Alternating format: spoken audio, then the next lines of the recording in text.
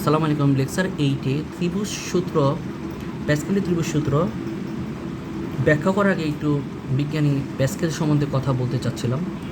যে ওনার নাম ছিলেন ব্লেইস প্যাসকেল। উনি একজন ফ্রেঞ্চ ম্যাথমেটিশিয়ান।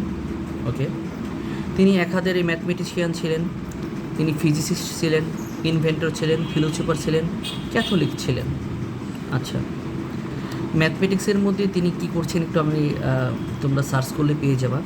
আমি একটু বলতেছি যে প্রবাবিলিটির যে মডার্ন থিওরামটা আছে সেটা ইনি ডেভেলপ করেছিলেন, প্যাসকেল সাহেব।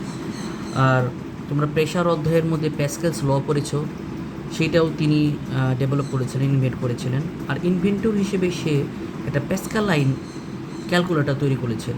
এটা প্রথম দিকে আর্লি স্টেজে যখন ক্যালকুলেটরটা ছিল সেই ক্যালকুলেটর হিসেবে পরিচিত ছিল, প্যাসকেলাইন ক্যালকুলেটর। তারপর ফিলোসোফার ক্যাথলিক হিসেবে তিনি কাজ করেছেন। তোমরা পরবর্তীতে এটা নিয়ে একদিন ডিটেলস আলোচনা করতে পারবো আমরা।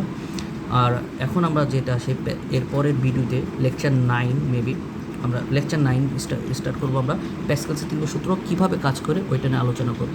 তো আজকে এই পর্যন্ত।